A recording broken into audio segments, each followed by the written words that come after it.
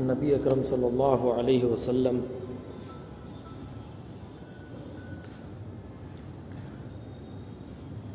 اپنے آخری حج کے موقع پر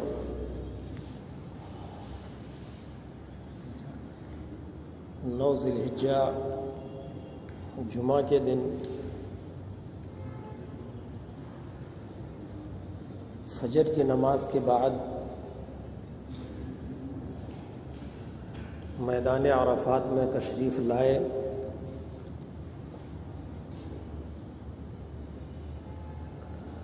اور دوپہر تک آرام فرمانے کے بعد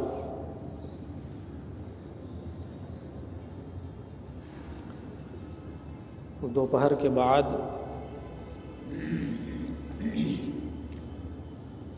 میدان عرفات ہی میں بطن عرنا کی جگہ پر ایک خطاب فرمایا، ایک تقریر فرمائی۔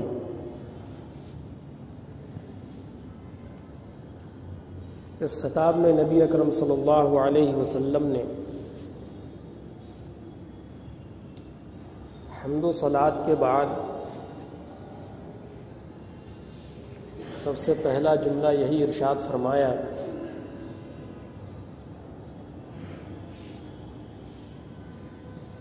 کہ شاید ہم کبھی دوبارہ اس طریقے سے جمع نہیں ہو سکیں گے۔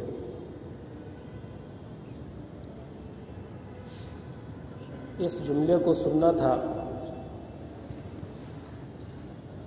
کہ صحابہ کرام رضوان اللہ تعالی علیہ مجمعین زارو قطار رونے لگے، دہاڑے مار مار کر رونے لگے، کیونکہ اشارہ سمجھ گئے تھے کہ نبی اکرم صلی اللہ علیہ وسلم اب زیادہ دنوں تک دنیا میں رہنے والے نہیں ہیں۔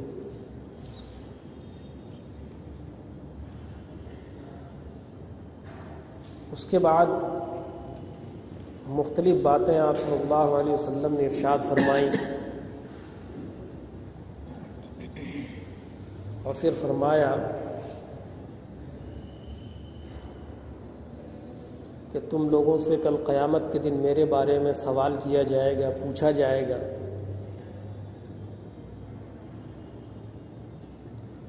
کہ کیا نبی اکرم صلی اللہ علیہ وسلم نے تبلیغ کا مکمل حق ادا کر دیا تھا یا تبلیغ کی کچھ چیزیں باقی رہ گئی تھیں؟ تو پورے مجمع نے بیک زبان ہو کر کے یہ جواب دیا کہ انت قد بلغت وادیت ونصحت،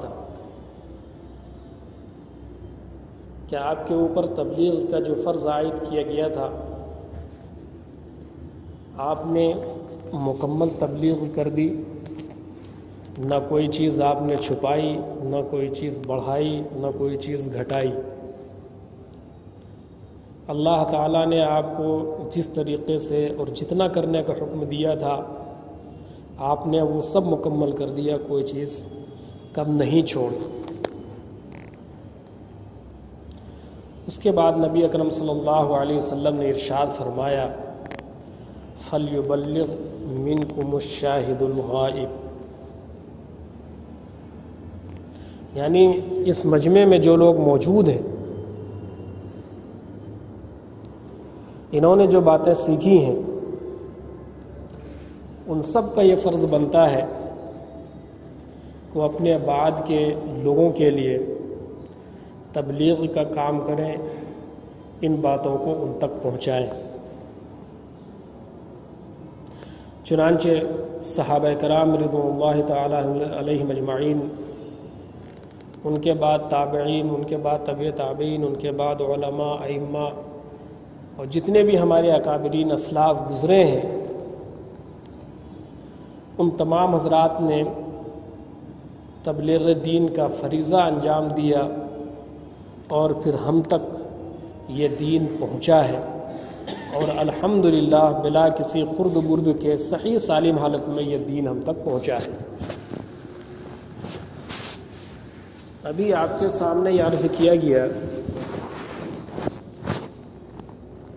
کہ نبی اکرم صلی اللہ علیہ وسلم نے مکمل تبلیغ میں کمی نہیں چھوڑی. علماء کرام نے قرآن اور نبی اکرم صلی اللہ علیہ وسلم کی فرمودات کی روشنی میں یہ مسئلہ بتایا ہے کہ تبلیغ کرنا فرض ہے، فرض کفایہ. تبلیغ کرنا چاہے تھوڑی مقدار ہو یا زیادہ مقدار ہو، یہ ہر شخص کو کرنا چاہیے. فرض کفایہ کا مطلب تو یہ ہوتا ہے اگر کچھ لوگوں نے کیا تو وہ کافی ہے، سب لوگوں کی طرف سے ادا ہو گیا. لیکن اگر کفایہ سمجھ کر کے سب لوگ یہی سمجھیں گے کہ بھئی دوسرے لوگ کر رہے ہیں تو ہمارے کرنے کی کیا ضرورت ہے، تو پھر تو 1% بھی کام نہیں ہوگا. تو جس کی جتنی اہمیت ہے، جس کو جتنا موقع ہے، جو جتنا جانتا ہے، وہ جس ماحول میں رہتا ہے اس ماحول میں اسی کے بقدر اس کے اوپر تبلیغ کرنا فرض ہے، فرض کفایہ ہے. تو ان باتوں کی معروضات سے عرض کرنے سے یہ بات سمجھ میں آ گئی کہ تبلیغ کرنا فرض کفایہ ہے. تو آئیے ہم ایک اپنا تجزیہ کرتے ہیں کہ کیا دلی میں ہم اس تبلیغ کے فرائض کو انجام دے رہے ہیں یا نہیں دے رہے ہیں، اور کتنا دینے کی ضرورت ہے اور کتنا تبلیغ کا کام نہیں ہو پا رہا ہے. آپ جانتے ہیں کہ 2011 میں سینسس کی رپورٹ آئی تھی، اس کے بعد رپورٹ نہیں آئی، حالانکہ 10 سال سے زیادہ عرصہ گزر چکا ہے. تو ہم 2011 ہی کے اس رپورٹ کی بنیاد پر آپ کے سامنے ایک ڈیٹا پیش کر رہے ہیں. اور آپ جانتے ہیں کہ ڈیٹا از پاور. ڈیٹا جو ہے اپنی اسٹرینتھ کو جاننے کو، اپنی طاقت کو جاننے کا ایک ذریعہ ہے. اس سے ہمیں یہ پتہ چلتا ہے کہ ہم کہاں کھڑے ہیں. تو 2011 کے سینسس کے مطابق دہلی میں جو مسلمانوں کی آبادی ہے وہ ہے 14,10,041، اور اس میں 0.5% کی بڑھوتری بھی مان لیں تو زیادہ سے زیادہ یہ اس میں 17-18 تک جائے گا، اس سے زیادہ نہیں جائے گا. تو 14 لاکھ چونکہ وہ کنفرم ہے تو اسی کو مانتے ہیں. تو 14,10,041 مسلمان دہلی میں رہتے ہیں. اب اسلامی تحریکات کتنے ہیں جو دین و ایمان کے اور تبلیغ کے کام کرتے ہیں؟ تو بنیادی طور پر 4 ادارے مسلمانوں کے یہ کام کرتے ہیں. مدارس ہیں، مساجد ہیں، خانقاہیں ہیں اور تبلیغی جماعت ہیں. دہلی میں کتنے مدارس ہیں اس کا کوئی آفیشیل ڈاٹا ہمارے پاس نہیں ہے، لیکن ٹائمز آف انڈیا میں 2017 میں ایک رپورٹ چھپی تھی فیروز بخت صاحب کی. انہوں نے جو اس میں ڈیٹا پیش کیا ہے اس کے اعتبار سے تقریباً 3,000 مدارس ہیں دہلی میں. یہ تخمینی ہے، یہ کوئی ایگزیکٹ نہیں ہے، لیکن DOE کے ویب سائٹ پر لسٹ میں صرف 124 ایسے مدرسے ہیں جو دہلی میں رن کر رہے ہیں.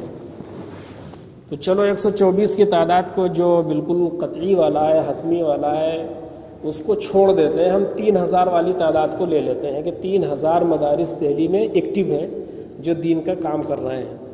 اسی رپورٹ میں اس میں پڑھنے والے بچوں کی تعداد بھی لکھی گئی ہے 3,06,000، کہ ان مدرسوں میں 3,06,000 لوگ اپنے ایمان، عقیدے اور دینیات کی باتوں کو پڑھتے ہیں. حالانکہ یہ ہوگا نہیں، یہ بہت زیادہ اوور ڈیٹا ہو گیا ہے، زمینی فیکٹ اس کے خلاف ہے، لیکن پھر بھی ایک ڈیٹا ہم مان لیتے ہیں ایک اپنا تجزیہ کرنے کے لیے. اس کے بعد مساجد پر آتے ہیں. دہلی میں کتنی مسجدیں ہیں اس کا بھی ڈیٹا ہمارے پاس نہیں ہے. یہ بہت بڑے افسوس کی بات ہے کہ مسلمان علم و حکمت جن کا اصل خزینہ اور گنجینہ تھا، جن کے پاس اپنی ہی چیزوں کے ڈاٹا نہیں ہے، پھر بھی ہم نے تخمیناً ایک اندازہ سے اس کی تعداد نکالی ہے. تخمینہ یہ لگایا ہے کہ ہر 500 ہیں. اچھا، اگر ہوتے ہیں تو بہت اچھی بات ہے، اس کو سرکولیٹ کرنا چاہیے، پبلک ڈومین میں رکھنا چاہیے تاکہ سب فائدہ اٹھائے. شکریہ. ہر 500 آدمی پر اگر ایک مسجد مانتے ہیں، ہر 500 آدمی پر اگر ایک مسجد مانتے ہیں تو 14,10,041 افراد پر 28,020 مساجد ہوتی ہیں۔ 28,020 مساجد پوری دہلی کی بنتی ہیں۔ ہو سکتا ہے اتنا ہو سکتا ہے اس سے زیادہ ہو، مان لیتے ہیں کہ 28,020 مسجدیں ہیں۔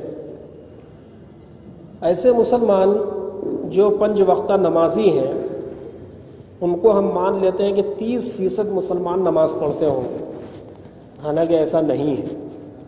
ایک مقرر صاحب کی تقریر میں میں نے سنا تھا، نام یاد نہیں آ رہا ہے، انہوں نے بتایا کہ 3 سے 4% لوگ جو ہے نماز پڑھتے ہیں مسلمانوں کو، لیکن ہم مسلمانوں سے حسن ظن رکھتے ہوئے، اپنے بھائیوں سے حسن ظن رکھتے ہوئے یہ ہم مانتے ہیں کہ مسلمانوں کا 30% افراد، مسلمانوں کی 30% آبادی 5 وقتہ نمازی ہیں۔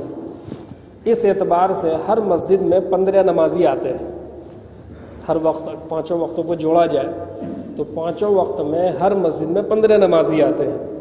تو اس اعتبار سے مساجد سے جڑنے والے افراد کی تعداد ہو جاتی ہے 4,23,012، یعنی دہلی کے 4,23,012 مسلمان ایسے ہیں جو 5 وقتہ نمازی ہیں۔ اس کے علاوہ جو 10 لاکھ ہیں، 10 لاکھ سے زائد مسلمان ہیں، وہ نماز سے جڑے ہوئے نہیں ہیں، مساجد سے جڑے ہوئے نہیں ہیں۔ یہ بہت زیادہ افسوس کی بات ہے۔ اس کے بعد بات کرتے ہیں خانقاہوں کی۔ دہلی میں مجھے نہیں معلوم ہے کہ کوئی ایسی باقاعدہ خانقاہ ہے جہاں لوگوں کی تربیت ہوتی ہے۔ اسی مسجد میں مہینے میں بیٹھ جائیے، بعد میں سنت پڑھیے گا، اسی مسجد میں مہینے میں ایک دن کی خانقاہ لگتی ہے، مولانا محمود مدنی صاحب صدر جمعیت علماء ہند کی، اس میں کچھ لوگ جڑے ہوئے ہیں۔ ہو سکتا ہے نظام الدین میں کچھ نظام چلتا ہو، لیکن مجھے معلوم نہیں ہے، کسی درگاہ میں چلتا ہو مجھے معلوم نہیں ہے، لیکن پھر بھی حسن ظن رکھتے ہوئے 0.1% ہم مان لیتے ہیں کہ دہلی کے مسلمان خانقاہی سلسلے سے، تصوف سے وابستہ ہیں اور اپنی اصلاح و تزکیے کے لیے خانقاہوں کا رخ کرتے ہیں یا خانقاہ بنائے ہوئے ہیں۔ تو 0.1% کو اگر ہم لیتے ہیں، جس کی تعداد بنتی ہے 14 لاکھ میں 1410 افراد۔ 1410 افراد ایسے ہیں جو دہلی میں مسلمان خانقاہوں سے جڑے ہوئے ہیں اور اپنے ایمان و عقائد کو مضبوط کر رہے ہیں۔ اب جماعت کی بات کرتے ہیں، پوری دنیا کا مرکز بھی یہی ہے۔ 10% مسلمان مان لیتے ہیں کہ جماعت سے وابستہ ہے، حالانکہ اتنا بھی نہیں ہوں گے، کیونکہ ہم جس معاشرے میں، جس سماج میں رہتے ہیں، ہم دیکھتے ہیں بہت تھوڑی سی تعداد جماعت سے وابستہ ہوتی ہے۔ کسی بھی نماز میں اگر جماعت والے اعلان کرتے ہیں کہ بھائی رکو دین کی بات ہوگی، تو ہم ایسے ہی بھاگتے ہیں، ایسا لگتا ہے کہ جیسے کسی شیطان کو بھگانے کے لیے کوئی کلمہ پڑھ دیا گیا ہو۔ ہوتا ہے کہ نہیں ہوتا؟ کوئی نہیں سوچتا ہے کہ بھائی دین کے نام پر اعلان کیا گیا ہے تو چلو 5 منٹ بیٹھ ہی لیں، پھر بیچ میں مڑ جائیں گے، لیکن کوئی نہیں بیٹھتا۔ پھر بھی اس نے ظن رکھتے ہوئے، ایکسٹرا ڈاٹا لیتے ہوئے ہم نے یہ مانا ہے کہ 10% مسلمانوں کی آبادی تبلیغی جماعت سے وابستہ ہے۔ اگر اس کو مجموعی آبادی سے جوڑتے ہیں تو یہ ہوتا ہے 1,41,000 آدمی۔ اب مجموعی کرتے ہیں ان چاروں تحریکات سے جڑے ہوئے لوگوں کی، جو براہ راست اپنے ایمان، عقیدے اور دینیات کی فکر کرتے ہیں، تو یہ ہو جاتے ہیں 8,71,422۔ حالانکہ یہ ڈبل ڈاٹا ہے۔ اگر ہم اس کو آدھا کر لیں کہ 4 لاکھ جڑے ہوئے تو بھی خلاف واقعہ نہیں ہوگا، لیکن چونکہ ایک مفروضے پر اس ڈاٹا کو بنایا ہے تو اس کی بنیاد پر ہوتے ہیں 8,71,423 افراد۔ اب 14,10,041 افراد میں اگر اس کو مائنس کرتے ہیں تو ہمارے پاس بنتے ہیں 5,38,592 افراد۔ یہ ڈیٹا ہم کو بتلا رہا ہے کہ یہ 5,38,000 سم تھنگ افراد ایسے ہیں جنہیں اپنے ایمان سے کوئی مطلب نہیں ہے، عقیدے سے کوئی مطلب نہیں ہے، وہ مسلمان بچے یا نہ بچے ان کو کوئی لینا دینا نہیں ہے، نہ ان کو نماز سے مطلب ہے، نہ ان کو جمعہ سے مطلب ہے، اسلامیات کی کسی چیز سے مطلب نہیں ہے۔ اس کو ہم تھوڑا اور گہرائی میں تجزیہ کرتے ہیں۔ ان 5 لاکھ میں سے کچھ لوگ وہ ہیں جو تعلیم یافتہ ہیں اور کچھ لوگ وہ ہیں جو بالکل بھی تعلیم یافتہ نہیں ہیں۔